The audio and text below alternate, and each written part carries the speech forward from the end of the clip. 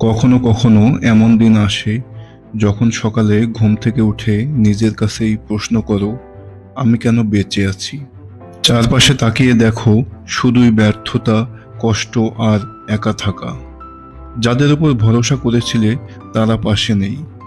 যে স্বপ্নগুলো ছিল তা ভেঙে গেছে। দুনিয়া এগিয়ে যাচ্ছে আর তুমি আটকে আছো একাকী ব্যর্থতার বোঝা মাথায় নিয়ে।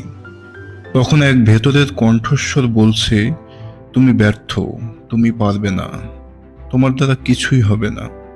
কিন্তু আজ আমি তোমাকে একটা কথা বলতে চাই, এই কণ্ঠটা মিথ্যা বলছে। তুমি ব্যর্থ না, তুমি শেষ হয়ে যাওনি। তুমি একজন যোদ্ধা, যে ঠিক যুদ্ধের মাঝখানে আছে। তুমি একটি বীজ, যা মাটির নিচে চাপা পড়ে গেছে, মরে যায়নি, বরং প্রস্তুত হচ্ছে অঙ্কুর গজানোর জন্য। তুমি কি জানো প্রতিটা সফল মানুষের মধ্যে কি মিল আছে? তারা সবাই ব্যর্থ হয়েছে, তারা প্রত্যাখ্যাত হয়েছে, তারা কষ্ট পেয়েছে, কিন্তু তফাৎ এই, তারা থেমে যায়নি। টমাস এডিসন 10,000 বার ব্যর্থ হয়েছিলেন বৈদ্যুতিক বাল্ব আবিষ্কারে। কেএফসি এর প্রতিষ্ঠাতা হারল্যান্ড স্যান্ডার্স বারবার ব্যর্থ হওয়ার পর 65 বছর বয়সে সফল হন।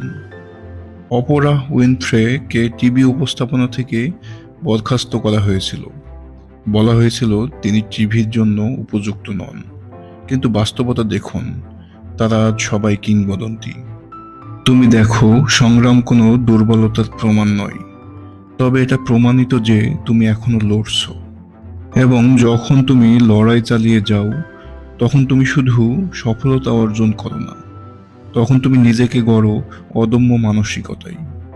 এই পৃথিবী তাদের পুরস্কৃত করে না যারা ব্যর্থ হয় না, শুধু তাদেরই পুরস্কৃত করা হয় যারা কখনো হাল ছাড়ে না। তাই যদি আজ তুমি ভেঙে পড়ো, তাহলে সেই ভাঙন দিয়েই আবার গড়ো নিজেকে। ব্যথাকে শক্তিতে পরিণত করো, নীরবতাকে প্রস্তুতির জায়গা বানাও, ব্যর্থতাকে তোমার লক্ষ্য পূরণের হাতিয়ার বানাও। কেউ জন্ম থেকেই অসাধারণ না।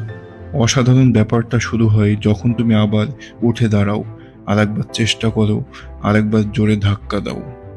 তোমার পুরো পথ দেখতে হবে না, সব পথ একবারে শেষ করতে হবে না, শুধু প্রথম ধাপটা শুরু করো। মনে রেখো, সবচেয়ে শক্তিশালী মানুষগুলো সব সময় চিৎকার করে না। তারা হচ্ছে সেই মানুষগুলো যারা লড়াই চালিয়ে গেছে, যখন কেউ পাশে ছিল না, কেউ হাততালি দেয়নি, সবকিছু শেষ বলে মনে হচ্ছিল। আর হয়তো আজ তোমার কোনো মিরাকল প্রয়োজন নয়, শুধু একটা সাহসী মুহূর্ত, একটি সিদ্ধান্ত, উঠে দাঁড়ানোর, লড়াই করার, আবার নিজেকে বিশ্বাস করার। কারণ তোমার গল্প এখনো শেষ হয়নি, বরং এখনই শুরু হচ্ছে। ধন্যবাদ ভিডিওটি শেষ পর্যন্ত দেখার জন্য। আজকের ভিডিওটি কেমন লেগেছে অবশ্যই কমেন্ট করে জানাবেন। নতুন নতুন অনুপ্রেরণার গল্প শুনতে ও নিজেকে সর্বদা মোটিভেট রাখতে আমাদের চ্যানেলটি সাবস্ক্রাইব করে রাখুন। আর ভিডিওটি ভালো লাগলে লাইক ও শেয়ার করতে ভুলবেন না।